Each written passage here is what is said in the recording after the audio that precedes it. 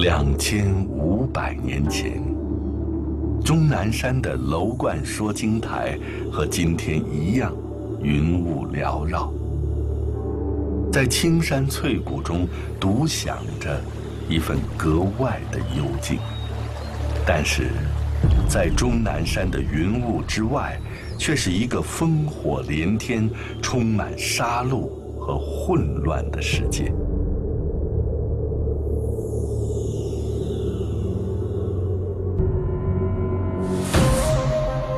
自公元前770年东周建立起，到春秋末期300年中，中国大地大小战役不计其数，近100个诸侯之国陆续灭亡。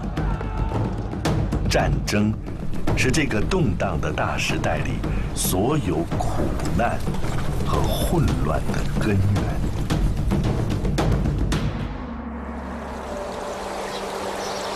老师，天下纷乱不堪，皆因战事而起。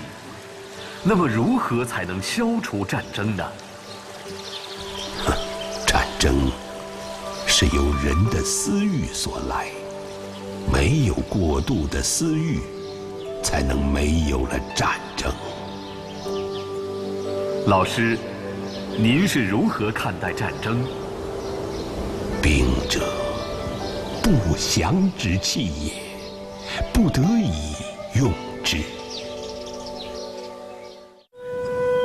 在老子的哲学思想中，并没有一味地反对战争，而是强调要进行正义的战争。不过，只要是战争，就会有胜负之分。该如何才能取得战争的胜利呢？睿智的老子为世人指出了一种方法：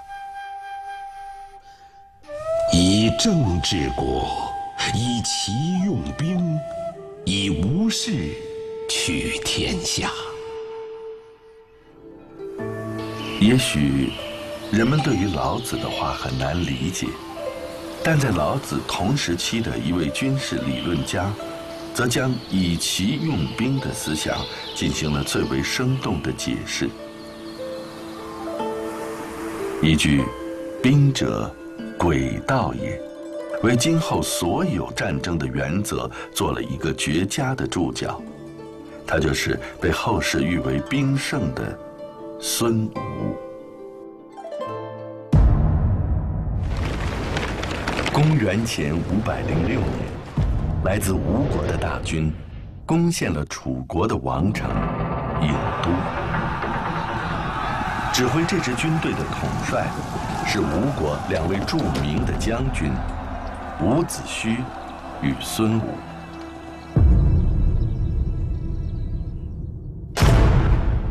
在这场战役中，孙武与伍子胥共同率领吴国水陆两军6万人，充分运用“兵者，诡道也”的兵家理论，千里奔袭，实施战略大迂回，突入楚国边境，迫使楚军仓皇应战。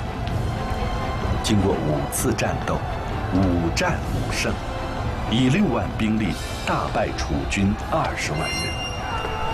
让这个昔日称雄于天下的泱泱大国，300年来第一次尝到了灭国的危机。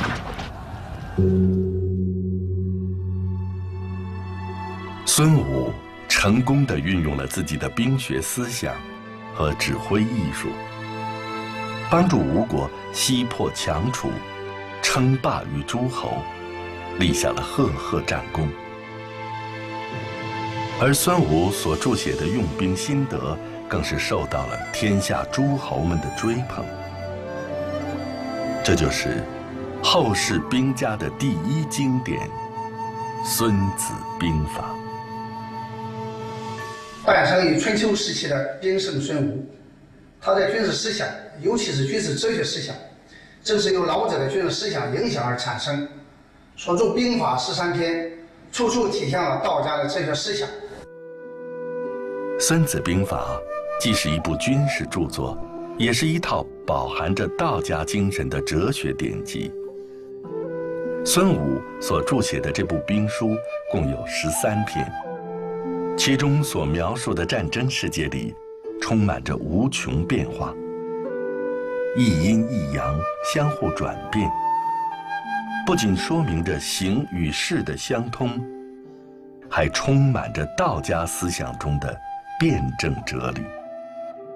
孙子兵法同样开宗明义说：“兵者，国之大事，此生之地，存亡之道，不可不察。”孙子以兵为国之大事，其出发点就是胜战。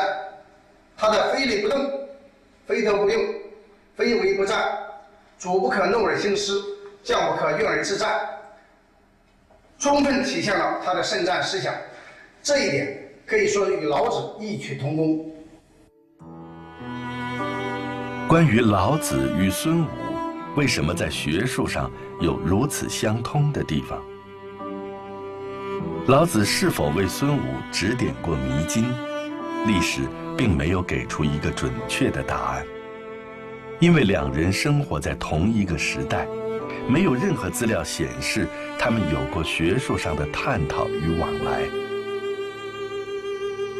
现在我们不得不承认，在那个群星璀璨的先秦时代里，两个伟大的哲学家在精神和思想上不谋而合，大道相通了。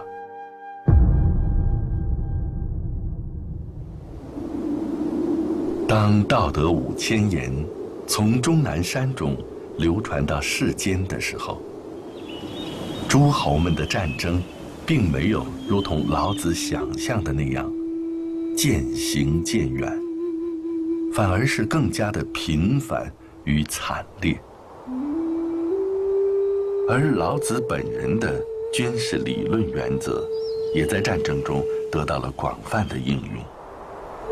在一次足以改变中国历史格局的庞大战役中，老子以其用兵的思想就得到了淋漓尽致的展现。公元前262年，天下人都将目光投向了杀声震天的韩国长平。战国七雄中武力最为强大的秦国与赵国在这里互相博弈，共计100万的大军都在为一个目标而奋勇厮杀，那就是彻底的击败对方。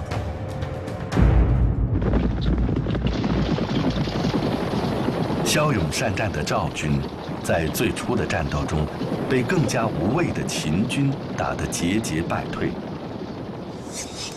经验丰富的赵国老将廉颇，坚壁以待秦军，以不变应万变，让秦军损失惨重，却又无可奈何。赵军的防线坚守了3年，战争进入不分胜负的焦灼阶段。此时秦赵两国都已不堪重负，经济几近崩溃。油尽灯枯的两国都谋求速战，以摆脱困境。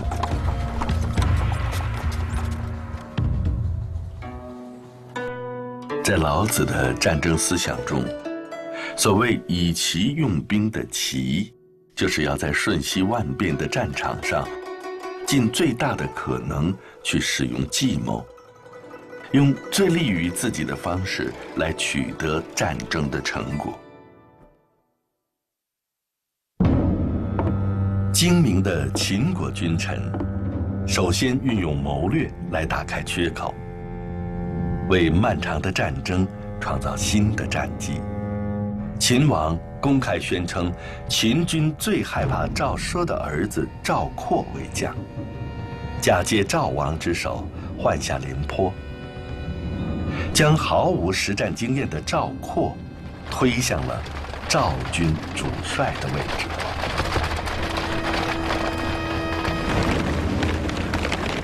与此同时，秦王征调武安君白起为上将军，统帅近60万秦军前来作战。这几乎是秦国全部的兵力。不过与赵军不同，这是一次机密的调任。秦王亲自下令，有感谢武安君为将者，斩。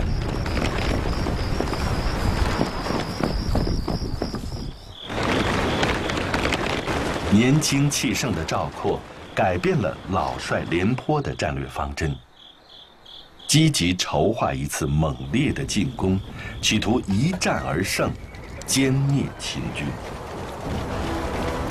然而踌躇满志的赵括却不知道自己已经犯了一个用兵的大忌，因为对于一个统帅来说，敌情不明，贸然出击，正违背了老子的军事原则。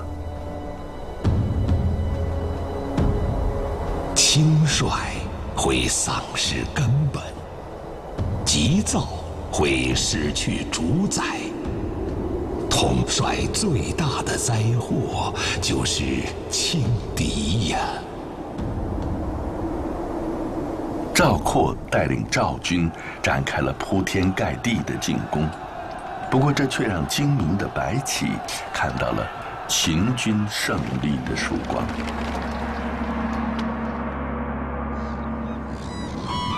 老师，何为弱？弱则为柔，天下之至柔，驰骋于天下之至坚。那柔如何能克坚呢？你我坐下之时，千沟万壑，全凭上上流水之力。天下莫柔弱于水，而攻坚强者，莫之能陷。老子的一个重要军事论断就是柔弱胜刚强。要实现柔胜刚、弱胜强，是需要智慧和力量的完美结合。白起深知眼前的赵军实力强大，但主帅赵括却没有实战经验，还急于求胜，所以他决定用示弱的方法，不与赵军展开正面决战，想用最小的损失来赢得战争的胜利。白起预料到赵括初来乍到，对秦军的战斗力心中没底，一定会对秦军发动试探性进攻。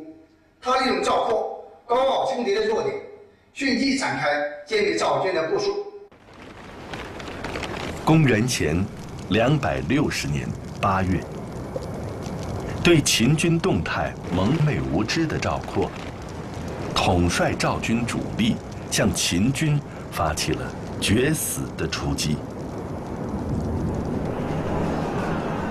两军稍事交锋，秦军的部队便开始后撤。鲁莽的赵括不问虚实，立即率军实施追击。当赵军前进到秦军的预设阵地后，遭到了秦军主力的顽强抵抗。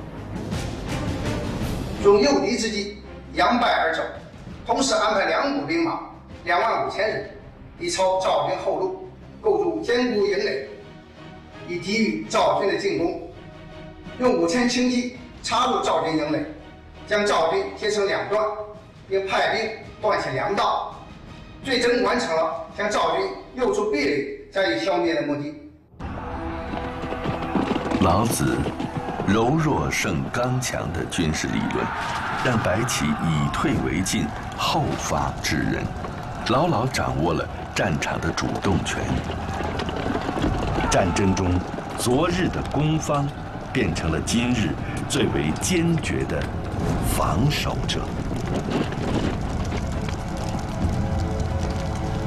整整46天的围困，赵军粮草断绝，军心动摇，死亡的阴影笼罩着整支部队。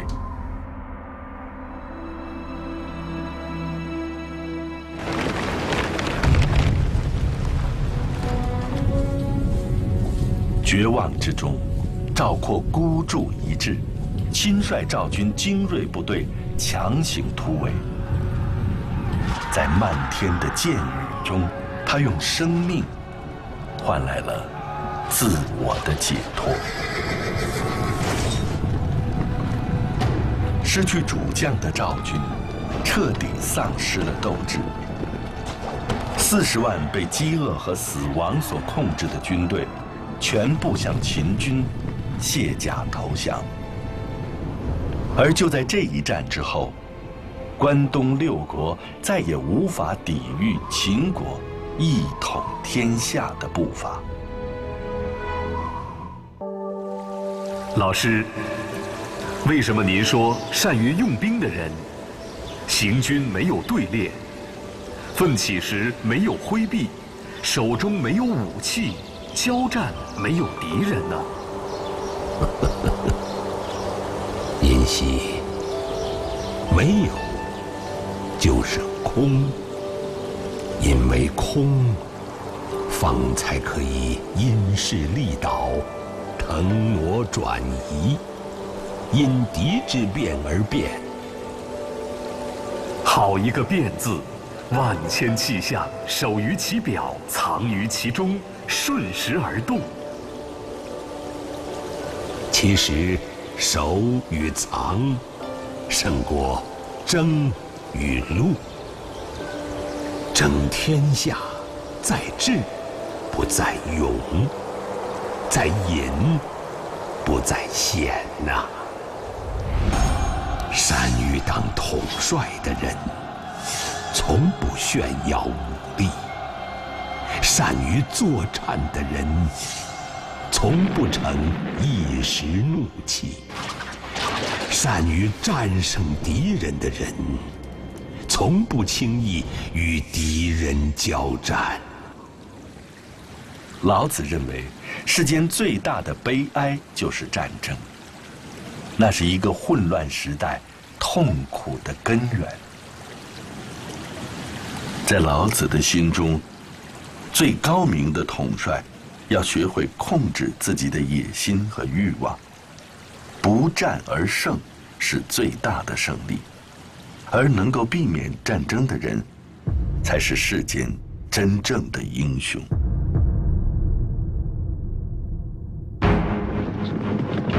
公元13世纪初，蒙古帝国开始崛起，四处杀戮掠夺的草原铁骑，让亚洲各国的百姓处在血与火的恐怖之中。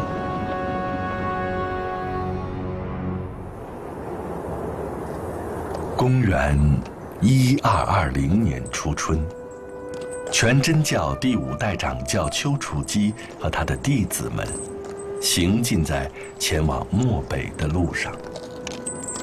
对于这次旅行，丘处机心中忐忑万分，因为召见他的是新兴蒙古帝国的最高首领成吉思汗。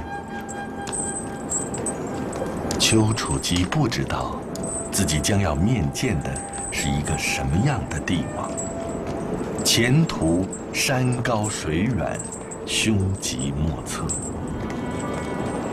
但当看到沿途百姓的悲惨遭遇，年过古稀的他下定决心，一心向北，为救民于水火，劝说成吉思汗停止杀戮，归附和平。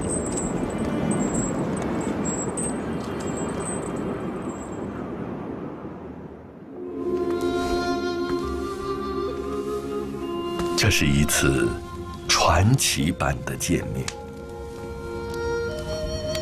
800年前，在茫茫无边的中亚草原上，丘处机一共3次正式在成吉思汗肃杀的军帐内讲道。关于丘处机具体对成吉思汗说了些什么，历史并没有留下完整的记录，但是，又是历史给出了最准确的答案。自公元1223年起，成吉思汗从中亚撤军，同年停止了对中原各国的侵扰。被蒙古铁骑蹂躏已久的黎民百姓，终于得到了喘息的机会。苦难的黄河两岸，在此后的10年里，没有了大规模的厮杀与屠戮。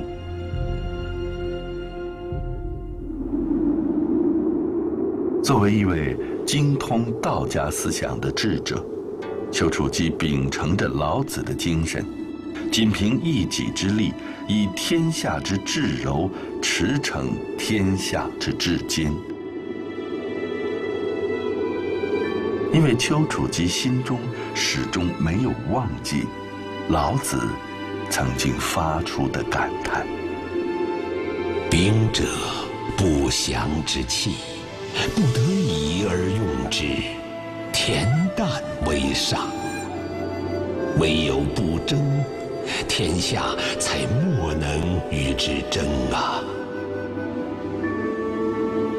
而老子所说的恬淡，正是他心中最大的心愿，那就是和平。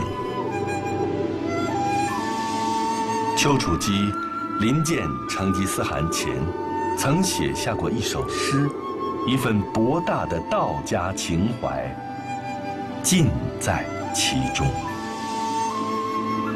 不辞岭北3000里，仍念山东200州。我知地所临河上，欲罢干戈，至太平。